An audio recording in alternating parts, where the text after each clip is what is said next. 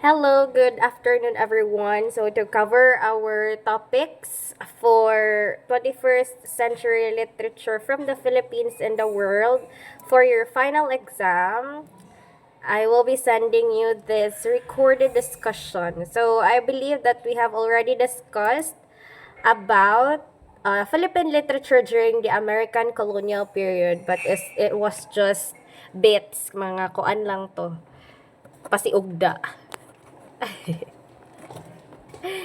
So, again, the significant events that happened during the American colonial period. First, we have the signing of the Treaty of Paris. So, on April 11, 1899, John Hay, the U.S. Secretary of State or Secretary of State of the United States, signed an agreement wherein Spain surrendered the remaining colonies of the Spanish Empire, including the Philippines, to the United States for $20 million only. So, again, uh, because the Spanish regime surrendered over the Americans, gibaligya ta sa Spain, sa America, and that's how the Americans took over their control.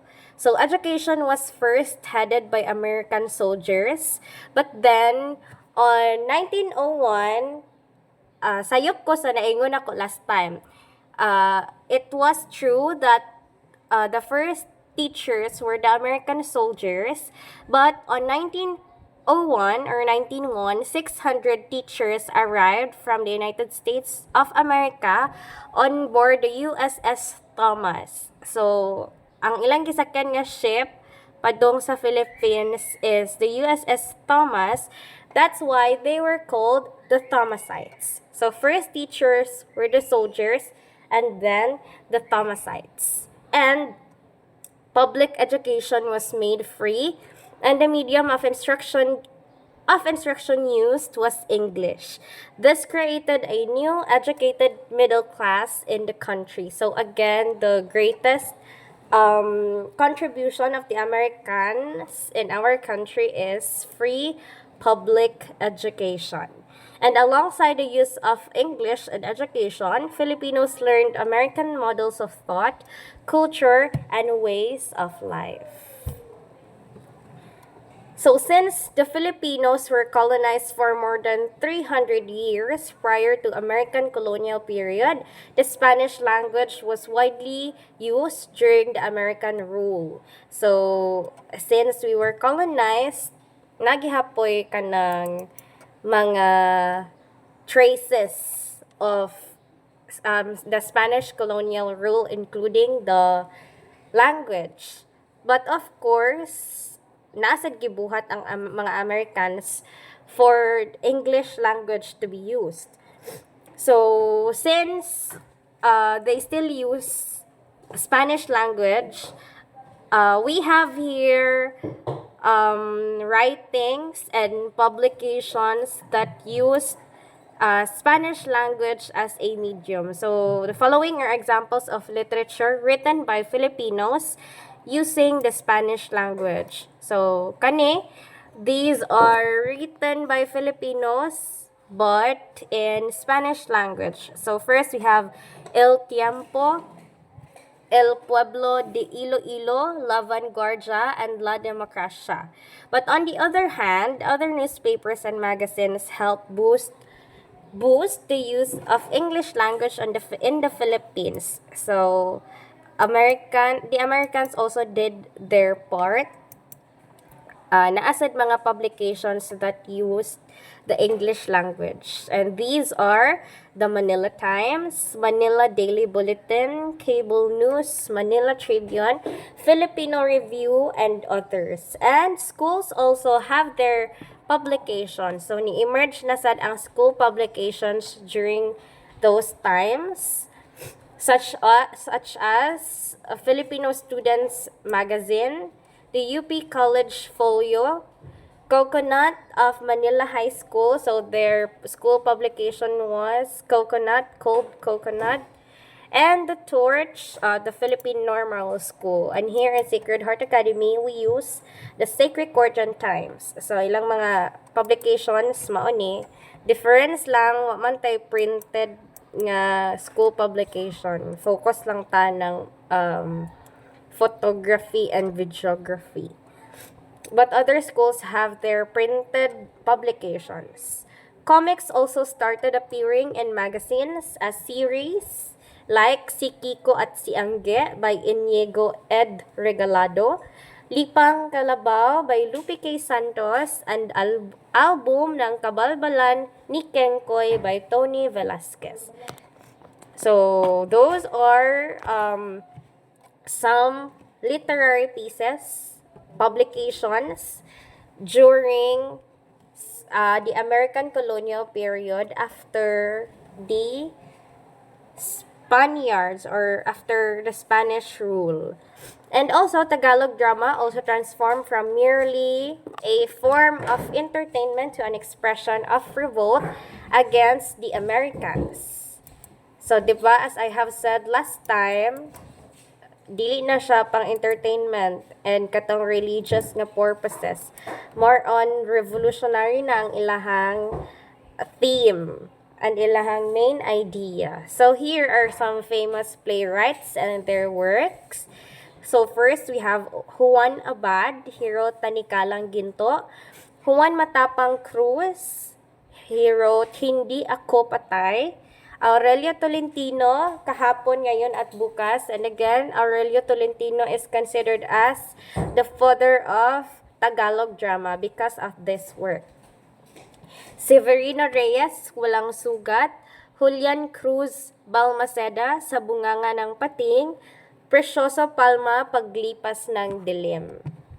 And also, Sarsuela, which is a form of a musical theater famous between the 1920s to 1930s, later written in English by Filipino playwrights. So, di ba ang kadtong Sarsuelas during the Spanish colonial period was Whimsies of Love.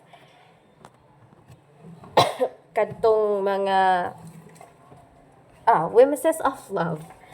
So here are examples which were written in English by Wilfredo Maria or Ma Guerrero. He wrote Three Rats. Alberto Florentino, he wrote The World is an Apple. Claro M. Recto, he wrote Bajo los Cocoteros. Antonio M. Abad, he wrote El Ultimo Romantico, and Jesus Balmori, he wrote Mi Casa de Nipa. So both Antonio and Jesus, they used Spanish language. Not written in English. Pero gyapil na lang nako ani. But again, kaning first three, they wrote Sarsuelas in English language. So aside from Sarsuelas, dramas, essays, we also have Filipino short stories in English that were written by the following. Diba? The Filipino writers were apprentices or served as apprentices and assistants of famous English writers. But then later on, they have made or they have written their own styles. Nakahimo na sila lahang own styles, own ways of writings. And these are the two, which is Paz Marquez Benitez, he wrote Dead Stars, and Jose Garcia Villa, he wrote Footnote to Youth. And alongside short stories, essays also became a popular form of expression. So first is we have Life and Success, the first ever anthology for essays published by Zoilo M. Galang. When we say anthology, it's like a collection of essays published by Zoilo M. Galang, and that is called Life and Success. Another one is Reminiscence, the first collection of poems in book form published by Lorenzo Paredes. So again, we have here the written works. publications, famous playwrights with their literary pieces or with their masterpieces. And also the first ever anthology for essays is published by Zoilo M. Galang, Life and Success. First collection of poems in book published by Lorenzo Paredes, Reminiscence. And first known Filipino poem in English published in Philippine Free Press. Again, first known Filipino poem in English is Sorsum Corda by Hosto Holiano, and it was published in Philippine Free Press in 1907. And yes, these were the ones that we have tackled, like the summary of the topic. And I guess that's it. And the next topic is the Filipino author during the American colonization, specifically Aurelio Tolentino. So why Aurelio Tolentino? Because he had significant contributions during Spanish regime as well as American colonial period. Like he fought for our independence. He helped in the distribution of the different publications during those eras. So that's why si Aurelio Tolentino ato ang main subject. So this is just a review.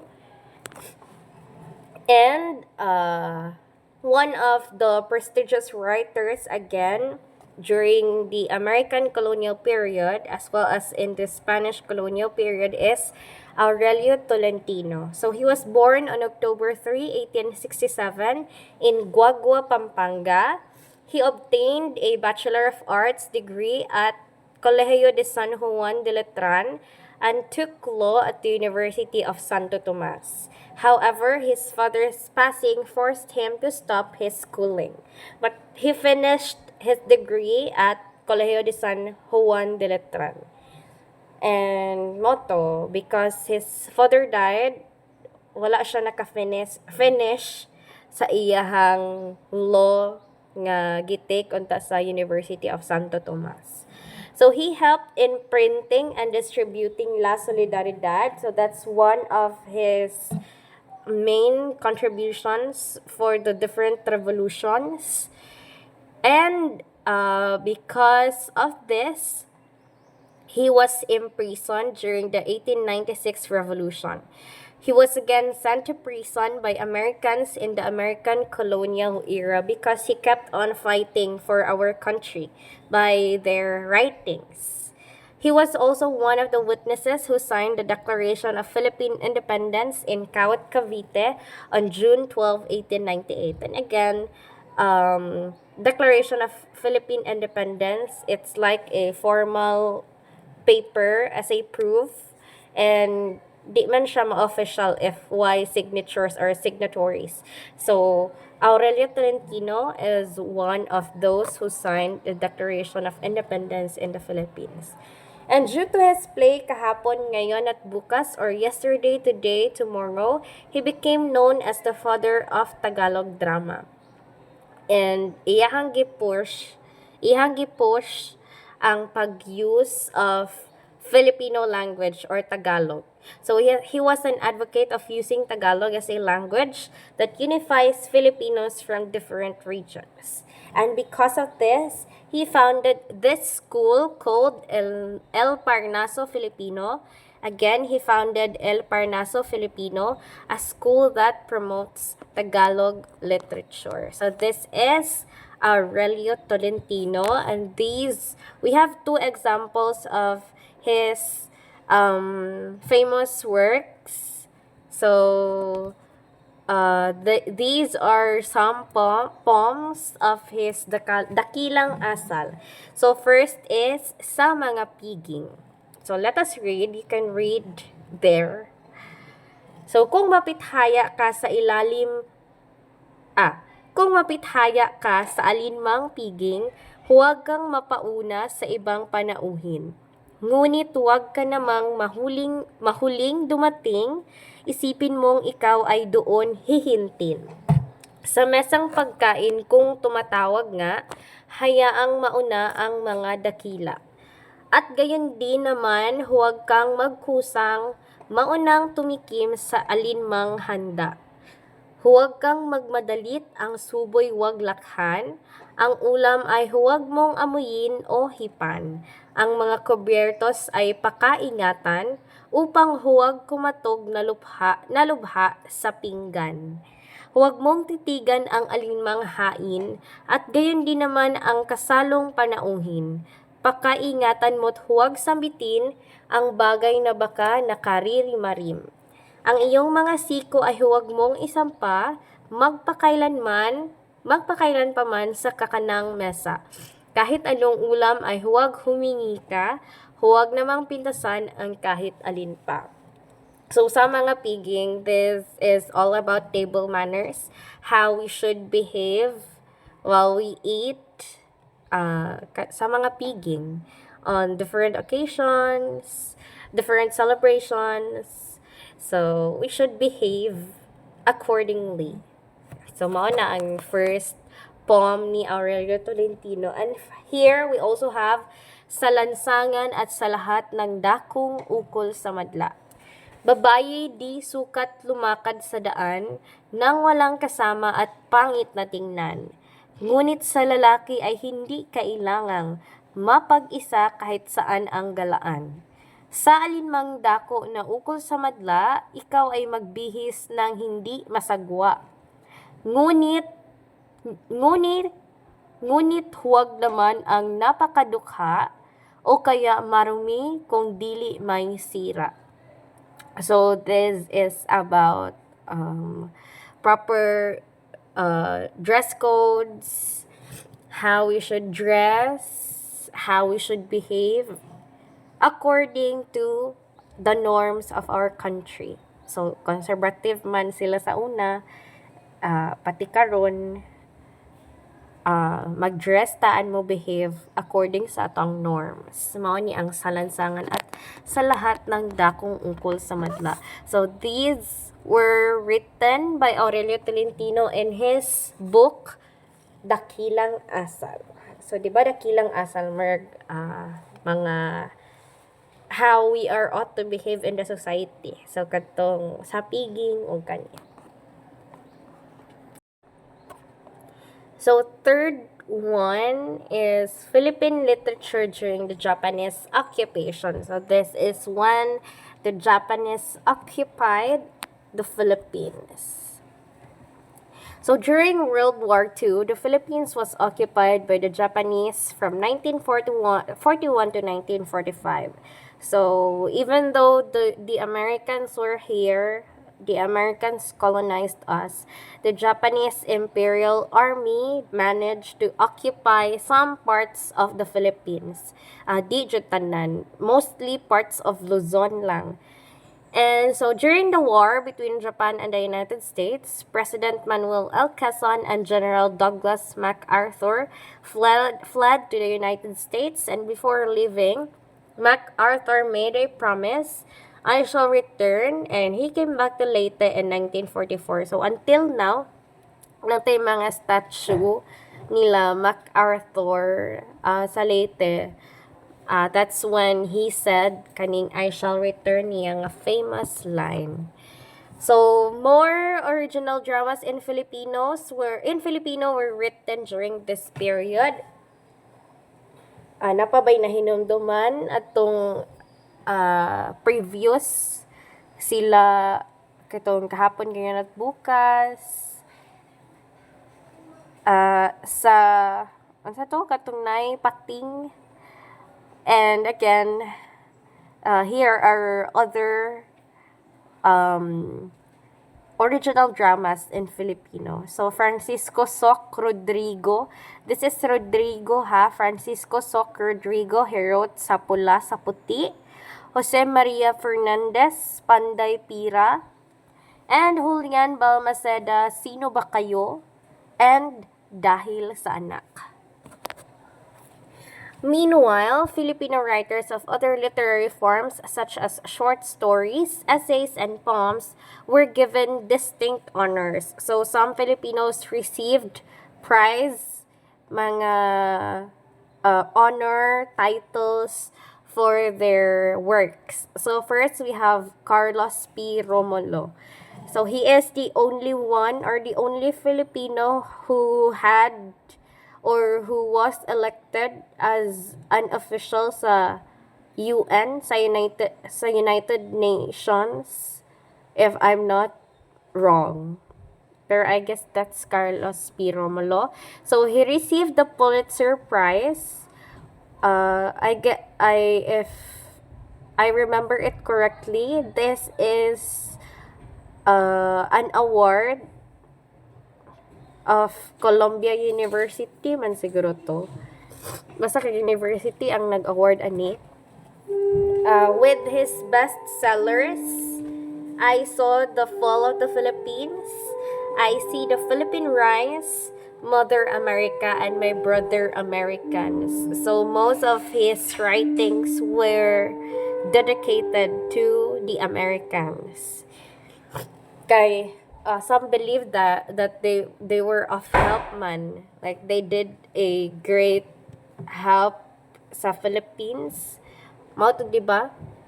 Even gitagaan nata nila og sovereignty and independence, they were still here. They still meddle with our government. Mato sa time nila Cory Aquino, nila gikan ni Manuel Quezon, friends patawid the United States. Gitawag ganita nga puppet sa United States. Ato naman to sa time ni Duterte nga ni kuanta, ni cut off ta with our ties with the Americans. So mao ni most writings of Carlos P. Romulo were dedicated to the Americans. And Stefan Havillana wrote his novel Without Seeing the Dawn, which was adapted into a movie entitled Santiago, directed by Lino Broca, and Santiago starred Fernando Poe Jr. and Helda Coronel. So, Without Seeing the Dawn was adapted into a film called Santiago, and again, starring Fernando Poe Jr. and Hilda Coronel. And among the most gruesome stories during the war were those about comfort women. And among them was Maria Rosa Henson, she is she is called, or mas kilala siya bilang Nana Rosa, and he wrote an autobiography called Comfort Woman, Slave of Destiny, which was published in the 1996, and I believe that I have sent links about Comfort Woman, Slave of Destiny. Those are just excerpt, mga parts lang to sa autobiography, since the book is very expensive. It's like almost 1,500. Mahal kaayo. So, mga excerpt lang to. And for you to gain more insights about Comfort Woman, you can search about it. You can do your own research about the book. Basta some links are given sa GC. And some famous Filipino writers who lived during this periods were Bienvenido Santos, Manuel Argilia, Marcelo Agana Jr., and Nick Joaquin. So they are famous for Philippine literature. Kani sila Nick Joaquin, Bienvenido Santos. Na sila yung mga titles, mga ama ng balarilang Filipino, something like that. And during the Japanese occupation, these are the events that happened: the fall of Bataan and the Death March, which were results of the final major battles of the Japanese invasion. Maninikat ang pagbomba sa Pearl Harbor. And victory over Japan Day was declared after Japan surrendered to the United States on August 15, 1945. So the war finished, or it lasted until August 15, 1945, and the inauguration of the first Philippine Republic was on July 4, 1946, the 4th of July. So, the impact of the Japanese occupation in literature, Filipino literature in English was limited. Philippine literature in general flourished in this period, especially those that were written in Tagalog and other Philippine languages. English plays during this period were translated into Filipino or the vernacular, mga dialects, and more original dramas in Filipino were written. So, na-limit ang use of English language as a medium for writing during the Japanese occupation. Kasagaran sa mga writings used Filipino language or mga vernacular, different dialects from the different regions of the Philippines. And we have here the last lesson for this topic is the Filipino author during the Japanese occupation. So for the American colonial period, we have Aurelio Tolentino. For the Japanese occupation, we have Manuel Arguello. So there was only a limited number of Filipino literature in English that was written and published.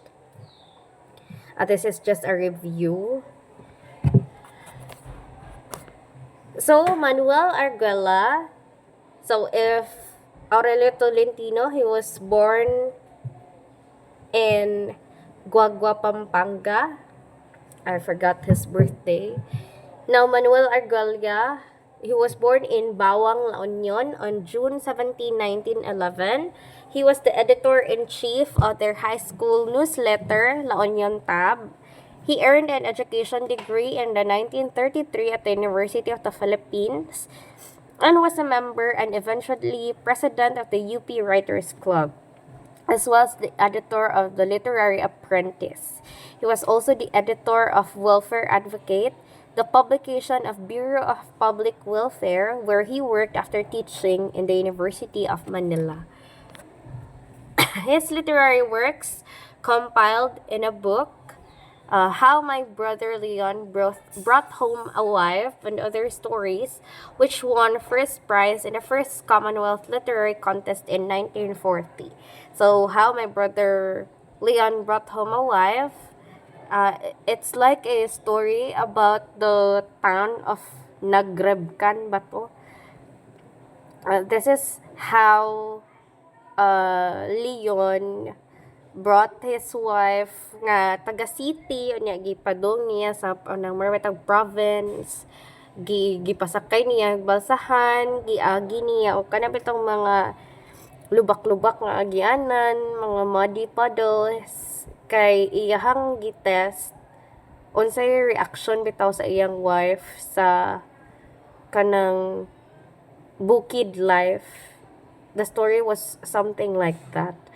So, most of the writings of Manuel Arguello has kanang mga colorful and local colors.